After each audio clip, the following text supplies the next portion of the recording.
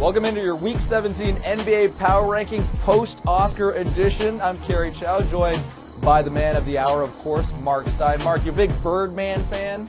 You know, my 8-year-old rocks the Birdman haircut. If you're talking Birdman the movie, I got nothing for you. I honestly didn't see it, and I'm pretty much a pop culture disappointment.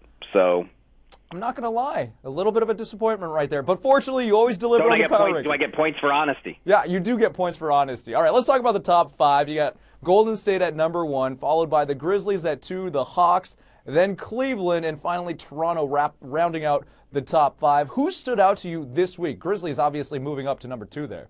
Yeah, I'm going to mow through this real quick. The Warriors couldn't drop them from number 1. They lose a game to a very hot Indiana team without Steph Curry.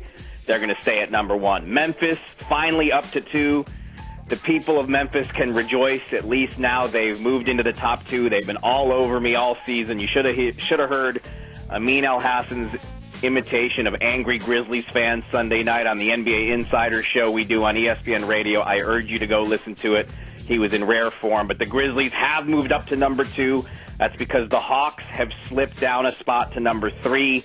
You know, they looked very good Sunday night in Milwaukee, but they're kind of in this 4-4 malaise since the 19-game winning streak, so it was time to drop Atlanta out of the top 2. The Cavs are up to number 4, and I don't think anybody could dispute that they're playing top 5 basketball right now. They've been sensational. They've been the best team in the league record-wise since January 15th. And then Toronto rounding out the top 5. The Raptors recently had a 5-game road winning streak for the first time since 2001.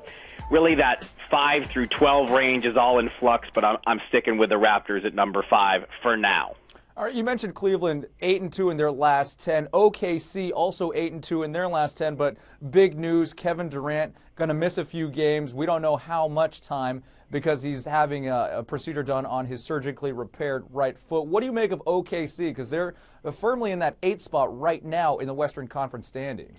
Yeah, I would have had them in the top 10 in the rankings if it wasn't for the Durant news, because things have really brightened when it comes to the Thunder's outlook everywhere else. They're in the A spot now, as you said. Phoenix and New Orleans are going the other way. The Thunder are going to get that playoff spot. Russell Westbrook firmly in the MVP conversation.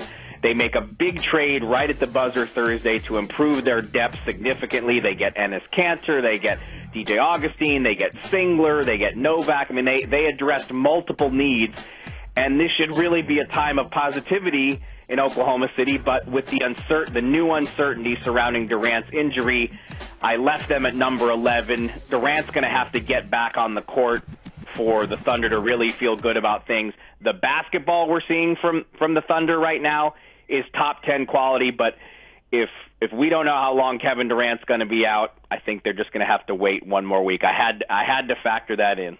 And Vegas still has them at 7-2 odds of winning the Western Conference. That's 4th best in the West. But yeah, Kevin Durant, as you said, it's all about KD right there. Well, those odds assume KD will be back, and the Thunder believe he'll be back, but we got to see it with our own eyes first. See it with our own eyes, which is what Mark Stein did not do with many of the Oscar films. I did watch the Oscars, though. Does that help? Does that count? No. I don't know any of the films, but I did watch. Nope. Sort of.